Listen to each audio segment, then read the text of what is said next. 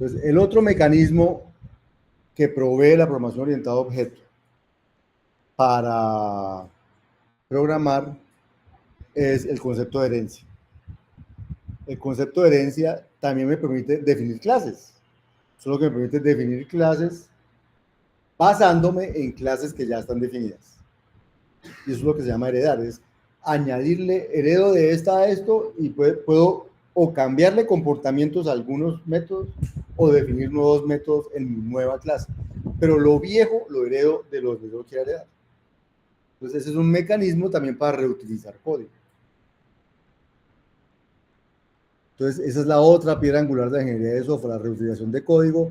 La programación orientada a objetos responde a esta necesidad con el mecanismo de la herencia.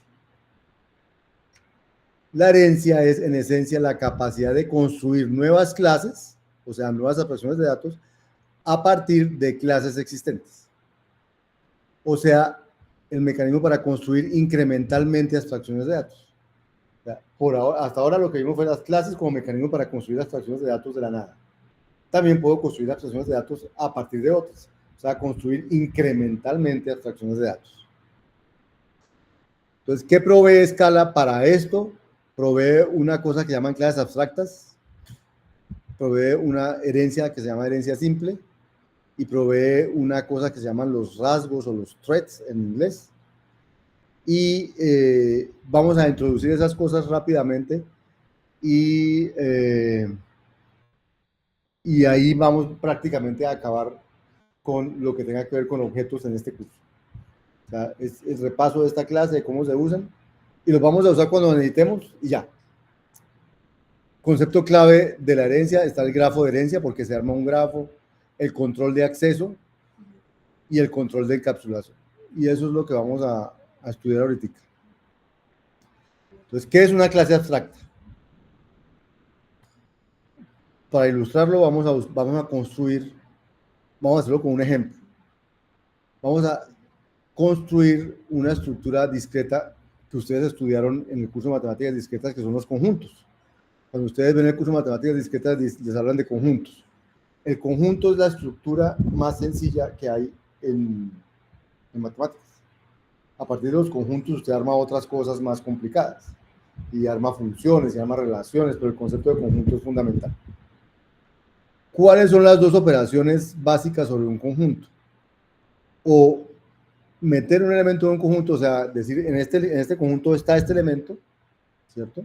O preguntarse si un elemento pertenece a un conjunto. O sea, yo puedo o insertar elementos en un conjunto o preguntar si un elemento pertenece a un conjunto. También otras operaciones típicas sobre los conjuntos es unir dos conjuntos, hacer la intersección entre dos conjuntos, hacer la diferencia entre conjuntos, cosas de ese estilo. El complemento, todo eso son operaciones típicas de conjuntos. Entonces, quiero implementar una abstracción de datos que represente el concepto de conjunto. Para ello, es importante entonces que los lenguajes de programación provean mecanismos de abstracción que permitan especificar requerimientos sin necesidad de los detalles de implementación. Y entonces Scala provee para ello el concepto de clase abstracta. Entonces vamos a, ¿cómo se llama? A construir en abstracto el concepto de conjunto y vamos a ver que en concreto se puede implementar de diferentes maneras. Entonces, para modelar los conjuntos de enteros, por ejemplo, vamos a definir una clase abstracta que se llama la clase conjunto de enteros, que tiene dos métodos. Uno que se llama insertarle un elemento al conjunto y devuelve un conjunto de enteros. Otro que se llama preguntar si un elemento está en un conjunto y devuelve un booleano. Entonces la clase se llama conjunto de enteros. Fíjese que hay dos miembros o dos métodos, insertar y pertenece, pero no está el cuerpo de insertar ni el cuerpo de pertenece. Eso es lo que hace que la clase sea abstracta, que no me han dicho cómo se implementan esos métodos. Solo me han dicho que yo quiero que tenga esos métodos, pero no me han dicho cómo se implementan. Entonces, como es abstracta, no se pueden crear instancias de una clase abstracta. O sea, no se puede hacer new de una clase abstracta, porque internamente no sabría qué tendría que hacer, porque no hay nada que le diga qué tiene que hacer. Esto solamente es algo que define lo que hay que hacer, pero no cómo se hace esas cosas. Entonces, con esto se define la clase abstracta conjunto de enteros. La clase abstracta conjunto de enteros.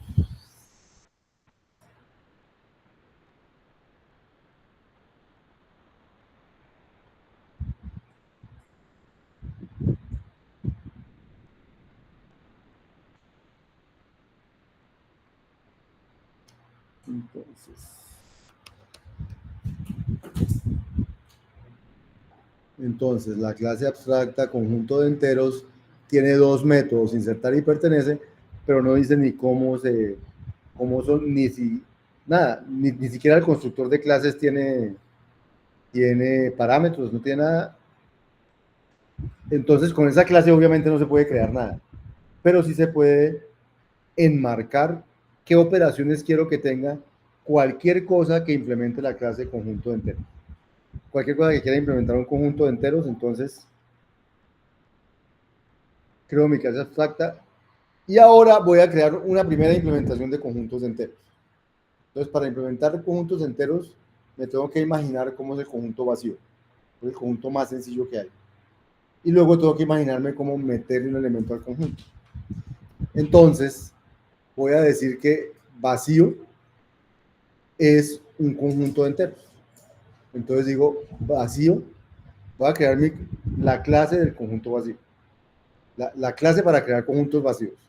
Entonces es una clase que hereda de los conjuntos enteros. O sea, estoy diciendo vacío es una subclase de conjunto de enteros. O sea que los vacíos también van a ser conjuntos de enteros. Como es una subclase de conjuntos de enteros y conjuntos de enteros tiene dos métodos, pues la clase vacío también tiene que tener esos mismos dos métodos. Pertenece e insertar. Solo que aquí sí están los cuerpos. ¿Sí? Los cuerpos de esta, ¿por qué? Porque la clase vacío es una implementación concreta del conjunto de enteros vacío.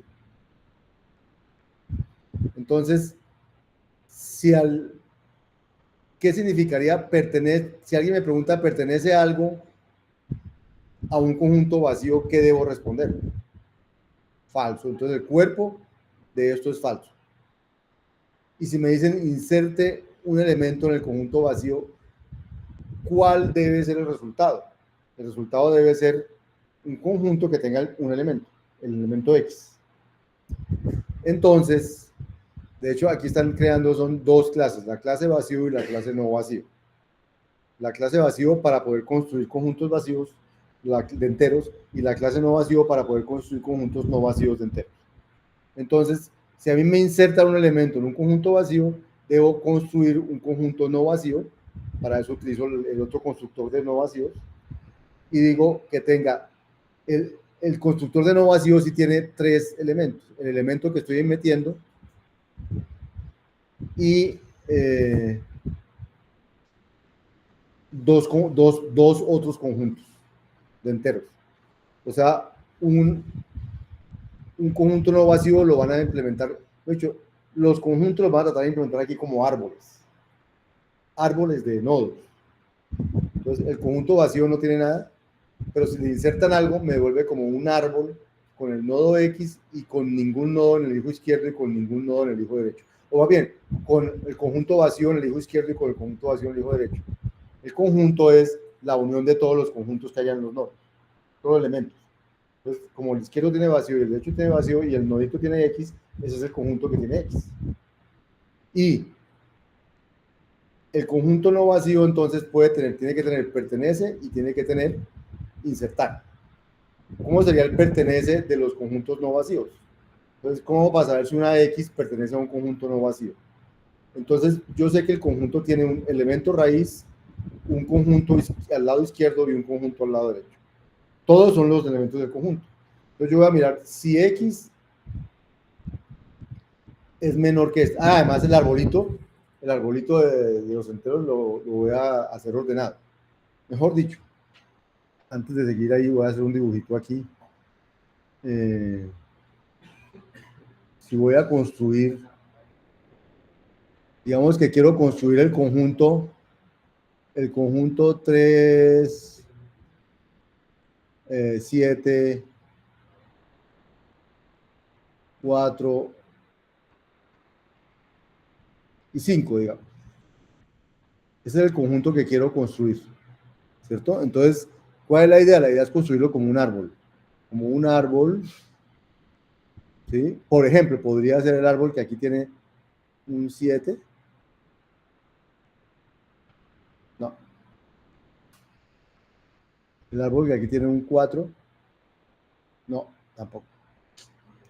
El árbol que aquí tiene un 5. Eso. Y al lado izquierdo tiene un 4.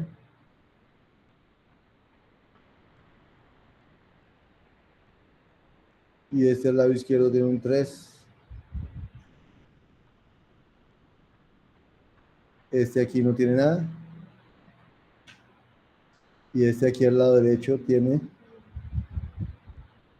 un 7. Un 7. Y hijo izquierdo nada. Hijo derecho nada. Y aquí hijo izquierdo nada. Hijo derecho nada. Este sería un árbol que representa este conjunto. ¿Cuál es la idea de estos árboles? Que sean ordenados. ¿Qué significa ordenados? Que la raíz sea mayor que todos los de la izquierda y menor que todos los de la derecha. Y igual en los subárboles, la raíz menor que los de la izquierda y mayor que los de la derecha. Si hay la raíz menor que los de la izquierda. Este árbol cumple con eso. Entonces la idea es crear árboles así para construir conjuntos así. Solo que el árbol se va a crear en función de que vayan a meter. El primer árbol es el árbol vacío. El árbol vacío es esto.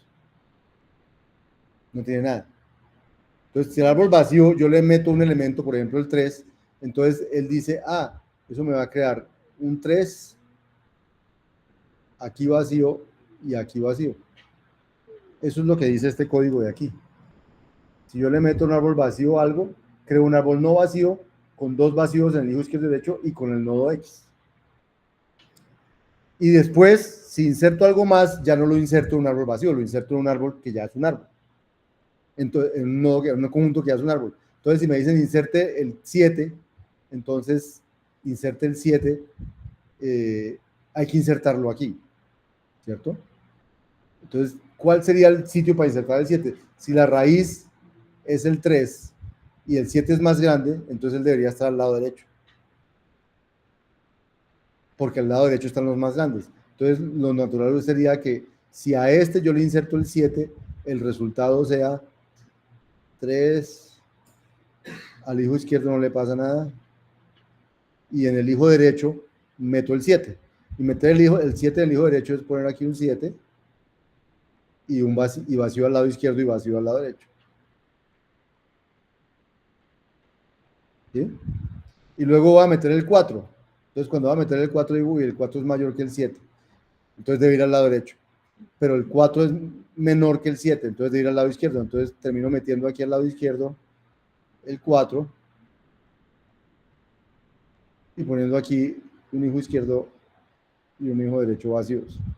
Y luego viene el 5. Entonces el 5 es mayor que el 3, sí. El 5 es menor que el 7, sí. El 5 es mayor que el 4, sí. Entonces metería el 5 aquí. Ese es el algoritmo que está implementado aquí con el insertar. Dice, si X es menor si lo que voy a insertar es menor, entonces es menor que el elemento, entonces creo un nuevo árbol con la misma raíz elemento, insertando X en el hijo izquierdo y dejando el derecho tal cual. Si no, si X es mayor que el elemento, entonces creo un nuevo árbol con el elemento como raíz, con el hijo izquierdo quietico e insertando el X en el lado derecho. Y si son iguales, entonces digo, pues ya no hay que insertarlo porque ya estaba. Y como en un conjunto no hay repetidos, entonces dejo el árbol como estaba. ¿De acuerdo? Ese es el insertar. Y el pertenece es más fácil todavía. ¿Cómo pasar si X está en un conjunto? No vacío. Entonces, pues miro si es la raíz. O sea, si es menor que la raíz, que el elemento de la raíz, entonces debe estar al lado izquierdo.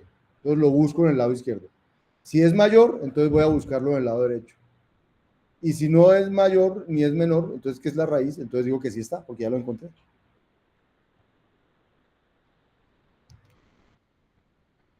Esos son mi clase vacío, o sea que con estas dos,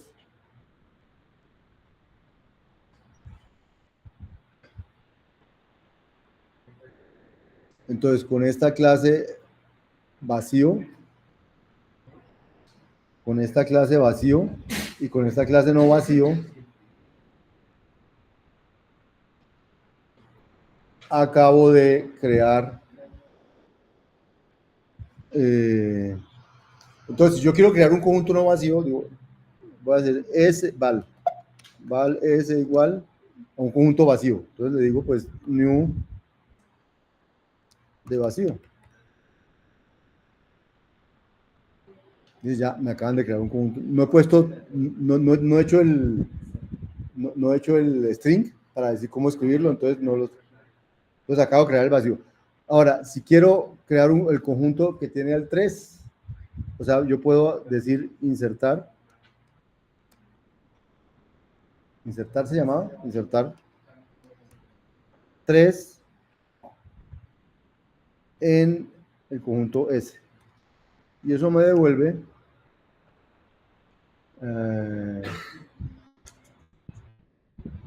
así no es como es S punto insertar el 3. Entonces, él ya es si yo le pregunto, voy a llamarlo T. Voy a llamarlo T porque para poder hacer preguntas.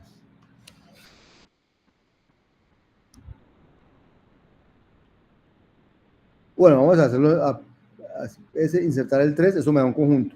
Si a eso le inserto el 4 y si a eso le inserto el 7, ¿y cuál me falta? El 5.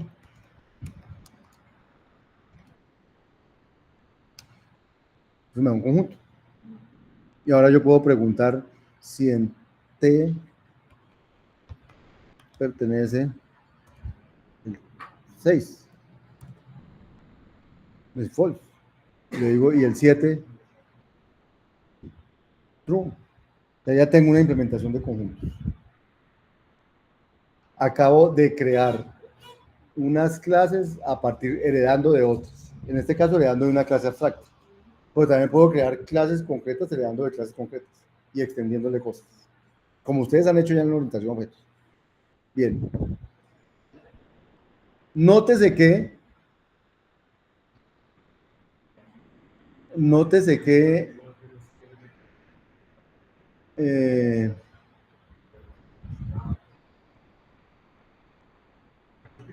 nótese que eso, nótese que cada que yo creo un nodo con un elemento, creo dos conjuntos vacíos, el de la izquierda y el de la derecha. Pero uno puede decir, pero ¿para qué hago yo un nido vacío? O sea, en este dibujito significaría que todos estos son el objeto que representa el conjunto vacío. Pero uno siente que el conjunto vacío finalmente, como no tiene nada, es uno solo. O sea, un vacío de enteros, un vacío de un vacío de reales o un vacío de lo que sea, es lo mismo, es una cosa que no tiene nada. Entonces, ¿para qué? Y finalmente este es un conjunto vacío de enteros, este es un conjunto vacío de enteros, este es un conjunto vacío de enteros, este es un conjunto vacío de enteros. ¿Para qué 3 o 4 o 5 o 6.000 instancias de un conjunto vacío que finalmente es uno solo, como que es el mismo siempre, conjunto vacío? Entonces uno puede decir, no, yo no quiero que haya una clase que me cree conjuntos vacíos, sino quiero que haya un objeto que sea el conjunto vacío. Entonces uno puede crear un objeto, va a crear el objeto vacío a partir de la clase conjunto de enteros. Y digo cómo se crea. Pero entonces, si hago eso,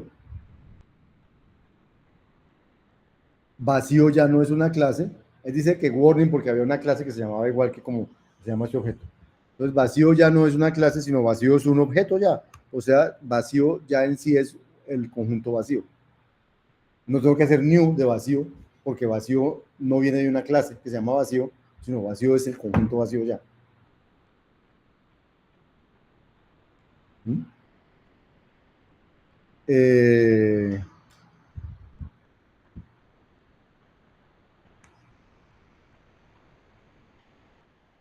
Listo, y así se crean objetos con herencia.